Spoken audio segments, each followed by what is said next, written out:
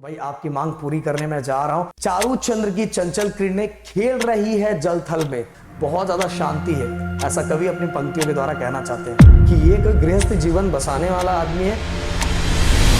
दोस्तों आपकी भारी मांग पे अब ये सब्जेक्ट भी मैं स्टार्ट करने जा रहा हूं। वैसे ऑलरेडी हमने सब के सब सब्जेक्ट, अलजेब्रा हो गया, ज्योमेट्री हो गया, साइंस मतलब साइंस के फिजिक्स, केमिस्ट्री, बायो का हर पार्ट बहुत बेहतरीन तरीके से खत्म किया है। बट गाइस आपकी मांग थी कि सर हिंदी को भी ऐसे अलग ही तरीके से समझाओ जिससे वो हमारे दिमाग में डायरेक्ट बैठ जाए और हमारे लिए चीजें बहुत आसान हो जाए। तो भाई आपकी मांग पूरी करने में जा रहा हूं और आज से हम ये शुरुआत करने जा रहे हैं। मैं चाहूंगा इस वीडियो को हर जगह तक लोगों तक पहुंचाओ जिससे मुझे आपका सपोर्ट और प्यार मिले एंड ये जर्नी कंटिन्यू में जारी रखूं और हर चीजें बहुत आसानी से आपको मिल जाए। अगर चाहते हो कि इसका पीडीएफ मैं आप लोगों तक पहुंचाऊं तो इस वीडियो पे टारगेट लाइक मैं 500 एंड 200 कमेंट का रख रहा हूं कि आपको कैसा लगा। प्लीज कमेंट बॉक्स में लिखना एंड डिस्क्रिप्शन में टेलीग्राम एंड ऐप का लिंक भी दिया हुआ, एक को ज्वाइन कर लेना, दूसरे को डाउनलोड कर लेना। जो भी चीजें मुझे लगेगी मैं वो टेलीग्राम पर आपको डायरेक्ट भेज पाऊंगा। तो चलो स्टार्ट करते हैं। चांदनी रात, चारू चंद्र की चंचल किरणें खेल रही है जल थल में, स्वच्छ चांदनी बिछी हुई है अवनी और अंबर तल में।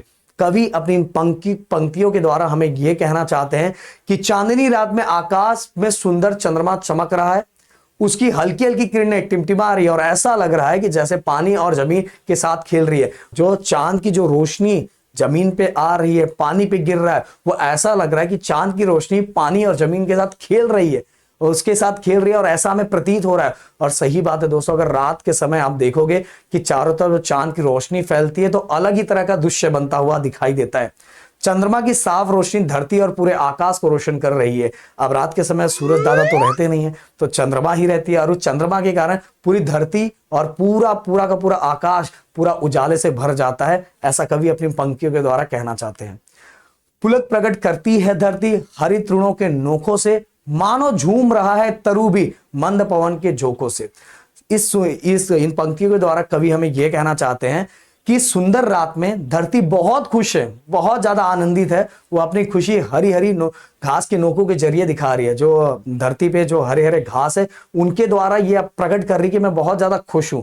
ठंडी ठंडी हवा के चलते पेड़ पौधे भी हिल डुल रहे हैं। जब हवा बह रही है तो जो पेड़ पौधे वो हिल डुल रहे हैं, और जो हिल डुल रहे हैं तो ऐसा लग रहा है कि भाई वो अपनी खुशी प्रतीत कर रही है, अपनी खुशी को जाहिर कर रही है कि हम लोग बहुत ज्यादा खुश हैं। जो पेड़ पौधे अपनी खुशी का जाहिर इस तरह से कर रहे हैं। अब अगले पंक्ति को, क्या है स्वच्छ चांदनी है ये, क्या है निस्तब्ध निशा, है स्वच्छंद सुमंद गंध वो, निरानंद है कौन दिशा। कवि इन पंक्तियों के द्वारा यह कहना चाहता है कि चंद्रमा की साफ रोशनी में रात बहुत सुंदर लग रहा है। ये चांदनी बहुत शांत और साफ है। तुम देखोगे कि अगर जिस दिन पूरा का पूरा चंद्रमा हमें दिखाई देता है, उन देखो उजाला बहुत ज्यादा रहता है, बहुत बार तो डरावना भी दिखता है और बहुत शांत है, क्योंकि जितना ज्यादा शांत रात को रहता है उतना ज्यादा डरावना भी रहता है और बहुत साफ सुथरा दिखाई देता है। अगर आपने कभी आपको ये महसूस हुआ होगा, कभी ये फील हुआ होगा, तो जरूर ये समझ पाओ जो मैं बातें कह रहा हूं। चारों ओर एक गहरी शांति छाई हुई है, कहीं कोई आवाज नहीं है। अब रात का समय आवाज कहां से आएगा भाई। हर दिशा में धीरे धीरे खुशबू फैल रही है, हर तरफ खुशी और आनंद का माहौल है। कवि इन पंक्तियों के द्वारा यही समझाना चाहते हैं कि हर जगह बहुत ज्यादा शांति है, हर जगह शांति, और इस तरह से लग रहा है कि हर जगह लोग बहुत ज्यादा खुश है और हर जगह आनंद का माहौल फैला हुआ है। बंद नहीं अब भी चलते हैं नीति नटी के कार्यकलाप, पर कितने एकांत भाव से, कितने शांत और चुपचाप। कवि इन पंक्तियों के द्वारा यह कहना चाहते हैं कि रात के समय में भी सभी काम चल रहा है, कुछ भी रुका नहीं है। बस फर्क यही है कि सब कुछ बहुत शांत है और चुपचाप हो रहा है। जैसे एक रात नटी जो नर्तकी है, जो अपने काम को बिना शोर किए धीरे धीरे कर रही हो। मतलब ऐसा लग रहा है कि देखो जो नृत्य करने वाली है उसको नर्तकी कहा जाता है, ये नटी कहा जाता है। ऐसा लग रहा है कि बिना शोर किए बिना वो अपना काम धीरे धीरे कर रही है और कहीं भी कुछ शोर और नहीं हो रहा है। इसी तरह से रात का माहौल भी दिख रहा है कि सब कुछ, सबका काम, सब कुछ चल रहा है, कुछ भी रुका हुआ नहीं है, फिर भी हर जगह बहुत ज्यादा शांति है। तो जिस तरह नर्तकी अपना काम करती है, मतलब अपना नृत्य करती है, पर उसका आवाज कुछ भी नहीं आता और चारों तरफ सब कुछ हो रहा है पर हर जगह शांति छाई हुई है, चारों ओर कोई शोर या हलचल नहीं है। ऐसा कवि अपनी पंक्तियों के द्वारा कहना चाहते हैं। है बिखरे देती वसुंधरा मोती सबके सोने पर, रवि बटोर लेता है उनको सदा सवेरे होने पर। कवि चांद तारों की तुलना मोतियों से करते हैं और कहते हैं कि जब सब लोग सो जाते हैं तब पृथ्वी आकाश में चांद तारों के रूप में मोती बिखेर देती है। देखो, जब सब लोग सो जाते हैं तो पृथ्वी आकाश में चांद तारों के रूप में मोती बिखेर देती है। मतलब चारों तरफ आकाश में कौन फैल जाता है? चांद और तारे। और चांद और तारे किसकी तरह दिखने लगते हैं? मोतियों की तरह दिखने लगते हैं। और जैसी सवेरा होता है, जब सवेरा होता है तो ऐसा लगता है कि सूर्य इन मोतियों को हमेशा बटोर लेता है। तो जो आकाश में चांद और तारे के रूप में मोतियां फैली है, जैसी सुबह होता है सूर्य ये सभी मोतियों को इकट्ठा कर लेता है। भाई आजा तो मेरे पास, तो सबको इकट्ठा कर लेता है। अर्थात सुबह उजाला हो जाने पर आकाश में चांद तारे लुप्त हो जाते हैं। रात के समय कौन उजाला फैलाता है? चांद और तारे, वो मोतियों की तरह प्रतीत होते हैं।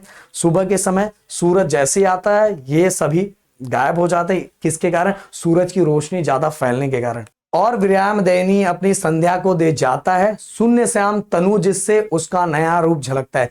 कवि अपनी इन पंक्तियों के द्वारा यह कहना चाहते हैं कि जो सूरज ने पूरे चांद और तारे को इकट्ठा कर लिया था, बटोर लिया था, जैसे ही शाम होता है फिर से ये चांद तारों को ये आसमान में छोड़ देते हैं। मतलब कहने का मतलब जैसे ही संध्या होना शुरू होता है वैसे ही सूरज की रोशनी खत्म होना शुरू होता है। और जैसे ही सूरज की रोशनी खत्म होना शुरू होता है आकाश में चारों तरफ चांद और तारे दिखाई देने लगते हैं। फिर से हमें मोतियों का आभास होने लगता है कि चारों तरफ मोतियां फैल चुकी है। और जो रात की जो कालिमा है उस कालिमा को प्रकाशमान करने का काम ये हमारे चांद और तारे करने लगते हैं। और एक नया ही रूप झलकने लगता है कि दिन को अलग रूप झलकता है और रात को अलग रूप झलकता है।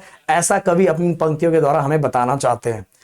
पंचवटी की छाया में है सुंदर पर्ण कुटीर बना, उसके सम्मुख स्वच्छ शिला पर धीर वीर निर्भीक मना। कवि पंचवटी का वर्णन करते हुए कहते हैं कि वहां वट के 5 पेड़ों की छाया में घास फूस और पत्तों से बनी एक सुंदर सी झोपड़ी है। ओके, एंड झोपड़ी के सामने एक साफ पत्थर की चट्टान है। उस चट्टान पर एक बहादुर और निडर योद्धा बैठा है जिसका मन बहुत ज्यादा मजबूत है। ओके, कवि इसमें पंचवटी का वर्णन करते हैं जहां 5 पेड़, ओके, बरगद के 5 पेड़ जो छाया दे रहे हैं और छाया के नीचे घास फूस है और पत्तियों से बना एक झोपड़ी है। और उस झोपड़ी के सामने एक पत्थर है, उस पत्थर पे एक ऐसा बहादुर बैठा हुआ योद्धा बैठा हुआ है जिसका मन बहुत ज्यादा क्या है? मजबूत है। इसके बाद लास्ट, जाग रहा है ये कौन धनुर्धर जिसकी भुवन बरसोता है, भोगी कुसुम युद्ध योगी सा बना दृष्टिगत होता है।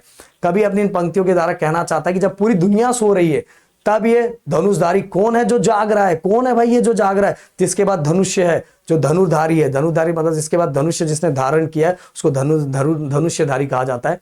ये देखने में ऐसा लगता है कि जैसे कोई भोगी, मतलब जो गृहस्थ जीवन भोगने वाला, जैसे हम लोग को गृहस्थ जीवन जीने वाला कहा जाता है। तो ऐसा लगता है, उसको देखने में ऐसा लगता है कि ये कोई भोगी है हो, लेकिन उसका रूप किसी सन्यासी और शांत और त्यागी जैसा लगता है।